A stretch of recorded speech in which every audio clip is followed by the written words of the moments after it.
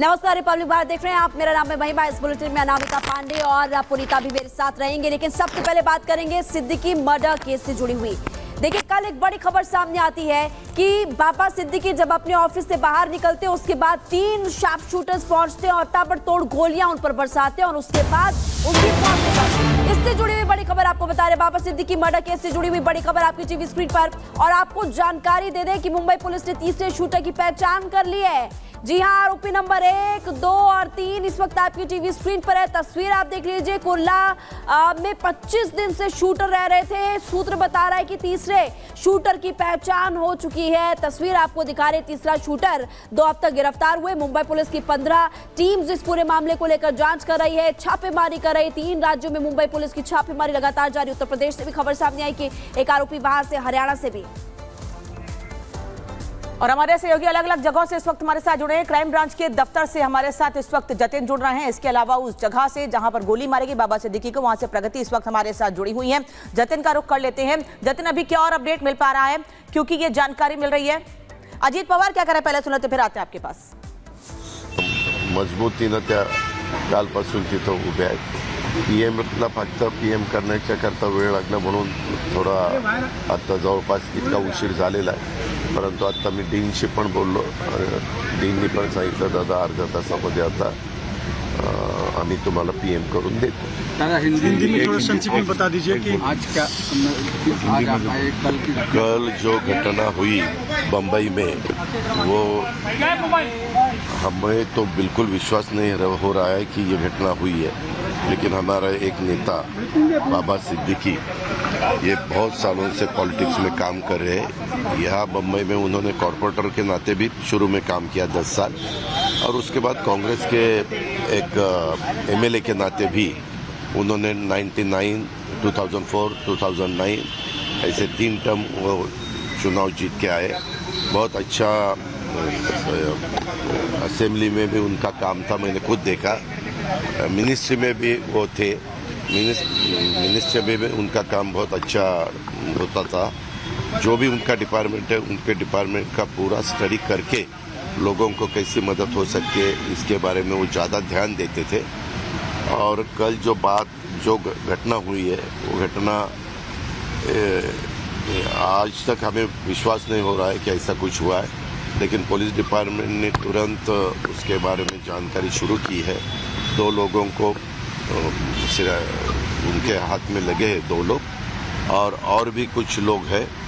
उनको ढूंढने के लिए, उनको लाने के लिए 5 टीम पुलिस डिपार्टमेंट ने लगवाई है और अलग अलग स्टेट में उनको भेजा है। सीएम साहब भी इसके ऊपर उनका ध्यान दे रहे हैं, खुद होम मिनिस्टर भी दे रहे हैं, और मेरा भी है, हमारे बाकी साथियों का भी है।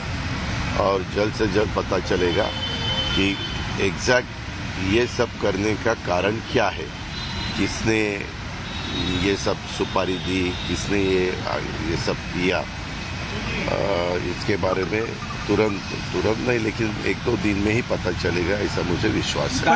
और आज 8:30 बजे बड़ा कब्रिस्तान मरीन लाइन्स में जो है, वहाँ उनको दफनाया जाएगा। सरकारी इत्मीनाने दफनाया जाएगा, राजकीय सम्मान से। और उसके बारे में भी गवर्नमेंट ऑफ महाराष्ट्र ने ऑर्डर्स निकाले हैं। और अभी थोड़ी देर के बाद पोस्टमार्टम होने के बाद उनको उनके घर में लेके जाने वाले हैं। और वहाँ कुछ टाइम रखने के बाद उनकी जो कॉन्स्टिट्यूंसी है, वहाँ लोगों को दर्शन के लिए रखने वाले हैं। और फिर बाद में रात को 8:30 बजे ये सब उनके दफनाने की पूरी ये हो जाएगा। दादा, अपोजिशन लीडर यहाँ आए थे, उन्होंने कहा कि कानून व्यवस्था फेल हो चुकी है। पूरे महाराष्ट्र में सबको बुलेट प्रूफ जैकेट दे देना चाहिए, क्योंकि सरकार और ये सब फेल है, सबको इस्तीफा देना चाहिए। देखो, वो तो बोलेंगे ही बोलेंगे, ये ऐसे अब बिल्कुल नहीं होना चाहिए था। अभी अपोजिशन वालों क्या बोलेंगे, वही बोलेंगे। लेकिन हमारा काम है कानून ठीक रखना, कानून व्यवस्था ठीक रखना, और उसके बारे में और भी जो भी ये हमारे chief minister, deputy chief minister कल रात को खुद आए थे। उनसे पता चला क्योंकि कल मैं पूना में था, मैं सुबह यहाँ पहुँचा, लेकिन मेरी रात को देर से देवेंद्र जी के साथ भी बात हुई, चीफ मिनिस्टर साहब के साथ भी बात हुई। उन्होंने बताया कि इसके पीछे कौन है, किसका हाथ है, ये हम ढूंढ के ही निकालेंगे। हम जरूर उसका बंदोबस्त करने वाले हैं जिन्होंने ये सब कदम उठाया। और अपोजिशन वालों को जो भी बोलना है वो बोल सकते हैं, लेकिन मेरी इतनी उनको विनती है कि अपना एक साथी, उन्होंने कांग्रेस में भी काम किया, हमारे महाविकास आघाड़ी में भी उन्होंने काम किया, अभी राष्ट्रवादी कांग्रेस में आके वो महायुति का भी एक घटक बने थे और अच्छी तरह से काम करने की उनकी कोशिश थी। वो स्पीच भी अच्छी तरह से देते थे। उनके एरिया में कुछ कार्यक्रम भी हुए, वहाँ लोगों ने बहुत अच्छी तरह से रिस्पांस दिया था। मैं खुद था, प्रफुल्ल भाई थे, बाबा थे, जिशान थे, सब हम थे। लेकिन जो नहीं होना चाहिए तो हुआ, इसका हमें बहुत दुख है। Thank you. और एक बार फिर जतिन का रुख कर लेते हैं। Jatin, CBI office, crime branch के ऑफिस के बाहर इस वक्त आप मौजूद हैं, क्या जानकारी मिल पा रही है? क्योंकि तीसरा अभी फरार है शख्स जिसने गोली मारी है, उसकी तलाश की जा रही है। कहां तलाश की जा रही है, क्या जानकारी जुटाई जा रही है? आज बिल्कुल देखिए, तीसरा जो शूटर है उसकी पहचान साफ तौर पर की जा चुकी है और 15 टीमें मुंबई पुलिस की बनी हुई है जो कि अलग अलग जगहों पर रेड कर रही है। दोनों शूटर से मेरे पीछे आप ये क्राइम ब्रांच का दफ्तर देख रहे हैं, यहाँ पर लगातार पूछताछ की जा रही है। उन पूछताछ के आधार पर ही क्राइम ब्रांच की टीमें वो अलग अलग जगहों पर रेड कर रही है। आपको बता दें कि पूछताछ में दोनों ही शूटर्स ने ये बताया कि कैसे उनको 50-50 हज़ार रुपए एडवांस के तौर पर दिए गए थे ताकि वो पिछले दिनों जिस तरीके से रैकी कर रहे थे तो उसके खर्चे के तौर पर वो पैसा जो है वो दिया गया था। हालांकि तीसरा शूटर क्राइम ब्रांच के लिए इसलिए भी बहुत महत्वपूर्ण है क्योंकि उसकी गिरफ्तारी के बाद कौन हैंडलर था, क्योंकि ये भी इनिशियल जानकारी मिल रही है कि 3 लोग नहीं बल्कि 4 लोग थे। चौथा शख्स वो था जो फोन पर लगातार इन तीनों शूटर्स को डायरेक्शन दे रहा था। तो जब तीसरे शूटर की गिरफ्तारी होगी तो उसके बाद चौथा जो कि इस पूरे एक तरीके से इस पूरी वारदात को अंजाम देने में जिसका माइंड था, जो डायरेक्शन दे रहा था, उस तक भी अभी क्राइम ब्रांच को पहुंचना बाकी है। यही वजह है कि लगातार जो सीनियर ऑफिसर्स हैं मुंबई क्राइम ब्रांच के, वो दोनों ही शूटर से पूछताछ कर रहे हैं और जो भी इनिशियल वो जानकारी मिल रही है उसको मुंबई पुलिस की टीम ग्राउंड पर पहुंचकर वेरीफाई भी कर रही है। ये भी जानकारी मिल रही है कि आपस में बात करने के लिए ये लोग किसी ऐप का इस्तेमाल कर रहे थे। जो फोन इनके पास से बरामद किए गए हैं उसको भी एफएसएल जांच के लिए भेज दिया गया है। ये भी जानकारी इन्होंने बताया कि पिछले 25 दिनों से ये कुर्ला इलाके में किराए के मकान पर रह रहे थे।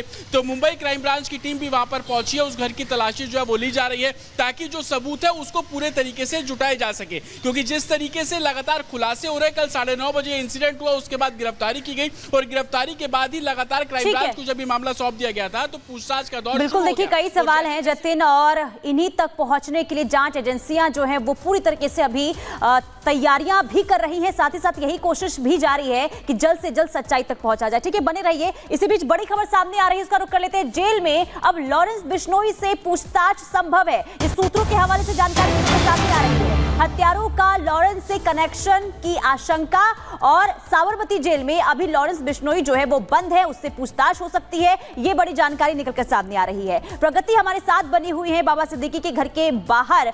प्रगति, देखिए, एक तरफ जहां जांच एजेंसियां लगातार छानबीन कर रही है, पूछताछ कर रही है, लेकिन अभी आपके पास क्या इंफॉर्मेशन है? क्योंकि थोड़ी देर पहले मुंबई पुलिस परिवार वालों के पास पहुंची थी पूछताछ करने के लिए। क्या पूछताछ हुई और पुलिस की जांच आगे कहां तक पहुंची है? क्या है आपके पास जानकारी? बिल्कुल पुनीता, लेकिन सबसे पहले मैं आपको बता दूं कि हमारी मौजूदगी इस समय मकबा हाइट्स के बाहर है। ये मकबा हाइट्स वही बिल्डिंग है जहां बाबा सिद्दीकी रहते हैं। उनके घर के बाहर रिपब्लिक भारत की टीम पहुंची हुई है और आपको तस्वीरें भी दिखा दें। आप देख सकते हैं बॉडीगार्ड्स की तैनाती है, सिक्योरिटी टाइट दिखाई दे रही है, फोर्स यहां पर तैनात की गई है। बताया ये भी जा रहा है, सूत्रों का दावा है कि अंदर भी टीमें हैं, अंदर जाने की बिल्कुल भी इजाजत नहीं है। इसके अलावा आपको जानकारी दे दें, सबसे पहले लीलावती अस्पताल अस्पताल लेकर जाया जाता है बाबा को। उसके बाद पोस्टमार्टम के लिए उनको कूपर अस्पताल शिफ्ट किया जाता है। बताया जा रहा है कि 7 बजे उनका शव यहीं पर लाया जाएगा मगबा हाइट्स में, जिसके बाद 7 बजे यहाँ पर नमाज पढ़ी जाएगी और फिर उसके बाद 8:30 बजे का वक्त बताया जा रहा है, क्योंकि यहाँ पर पास में सबसे बड़ा कब्रिस्तान है, वहां पर उन्हें सुपुर्द खाक किया जाएगा। इस बीच कई राजनेता, ठीक है प्रगति, आप तस्वीरें दिखा रहे हैं, आप दोनों का बहुत बहुत शुक्रिया। लौटेंगे आपके पास और अपडेट्स के लिए। और बाबा सिद्दीकी की हत्या किसने की, ये सबसे बड़ा सवाल यहाँ पर है। इसको लेकर के जांच पड़ताल भी लगातार की जा रही है, लेकिन जैसे जैसे पुलिस अलग अलग एंगल से इस पूरे मामले को लेकर पूछताछ कर रही है, जांच कर रही है, अब सलमान खान से दोस्ती का एंगल भी सामने आ चुका है। आखिर सलमान खान से दोस्ती की वजह से क्या हत्या बाबा सिद्दीकी की गई, ये सवाल खड़ा होता है। आप इस रिपोर्ट को देखिए।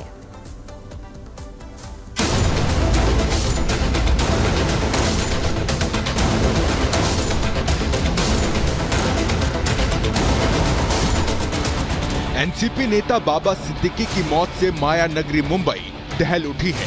बाबा सिद्दीकी की हत्या किसने की, अब तक इस पर सस्पेंस है, मगर शक की सुई सलमान खान के जानी दुश्मन लॉरेंस बिश्नोई की तरफ घूम रही है। लॉरेंस बिश्नोई पर शक इसलिए भी किया जा रहा है क्योंकि मुंबई पुलिस ने एनसीपी नेता बाबा सिद्दीकी की हत्या करने के आरोप में जिन 2 आरोपियों को गिरफ्तार किया है, उन्होंने पूछताछ में लॉरेंस बिश्नोई गैंग से जुड़े होने का दावा किया है।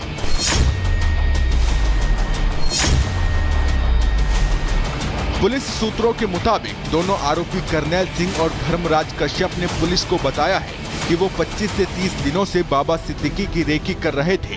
पहले भी वो कई बार पूरी तैयारी के साथ बाबा सिद्दीकी को मारने के लिए उनके घर के पास तैयार थे, लेकिन तब उनका प्लान कामयाब नहीं हो पाया था। लेकिन दशहरा के मौके पर दोनों आरोपियों को वो मौका मिल गया जिसका वो 25 से 30 दिन से इंतजार कर रहे थे, और इस बार लॉरेंस के शूटरों ने एनसीपी नेता बाबा सिद्दीकी की हत्या कर दी। लॉरेंस के शूटरों ने बाबा सिद्दीकी को क्यों मारा, इसका तो अभी तक खुलासा नहीं हो पाया है, लेकिन माना जा रहा है कि सलमान खान से नजदीकियों के चलते ही लॉरेंस बिश्नोई गैंग ने मर्डर की इस वारदात को अंजाम दिया है। ये कयास इसलिए भी लगाए जा रहे हैं क्योंकि बाबा सिद्दीकी के सलमान खान के साथ गहरे संबंध थे